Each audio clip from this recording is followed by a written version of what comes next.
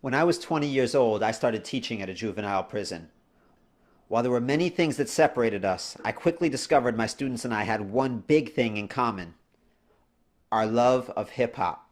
For the next few years, rap music became the main content for the classes I taught, and I saw disengaged students emerge as leaders and experts. Through engaging elements of hip hop culture together, students and I learned language arts, life skills, and to love each other and ourselves more. As I continued to observe the ways in which our education system is rigged against Black and Latino students and students from low-income communities, I asked myself what else we as educators could learn from hip-hop, the insanely innovative and influential global phenomenon that has emerged from those very same communities. When I say hip-hop, I'm not just talking about music or music, graffiti, and dance, which are considered its central elements. I'm referring to the blend of instincts, confidence, and ingenuity that develops in oppressed communities, as has been demonstrated through the evolution of hip-hop culture. I'm talking about a Jamaican teenager in the South Bronx taking two records of the same song and fading back and forth between them to create a new musical composition by playing the most danceable segment over and over. I'm talking about aspiring visual artists realizing they didn't need galleries to represent them for their work to be seen, and instead painting on train cars and instantly having an audience of hundreds of thousands. I'm talking about a high school dropout from the projects of Marcy using his entrepreneurial hustle and rap skills to go from selling drugs to selling CDs out of the trunk of his car to selling products at Macy's. This is what my colleagues and I call hip-hop genius, creative resourcefulness in the face of limited resources, or as it is often said in the hip-hop community, flipping something out of nothing. How can this audacious approach impact our education system?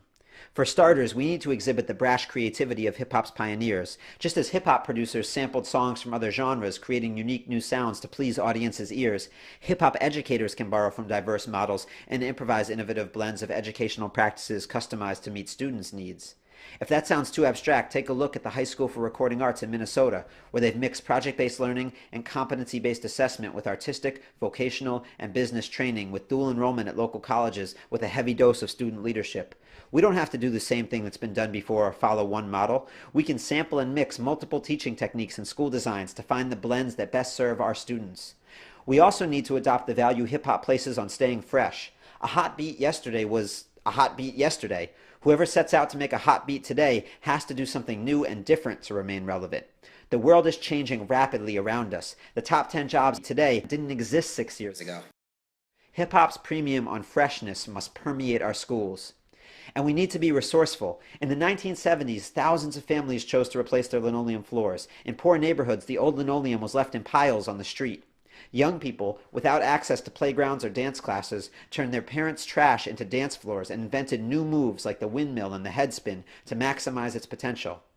Faced with our own resource constraints, educators need to find new platforms. What refuse could we be dancing on? And what are our new moves? Behind the mic, spray cans, turntables, and when it comes to their educations, students have brilliant ideas and instincts. Hip-hop genius is not just about teachers using hip-hop songs to get kids to succeed in traditional schools. It's about changing education to respect and build from young people's brilliance. It's about the incredible possibilities that occur when students are engaged, not as consumers, but as creators.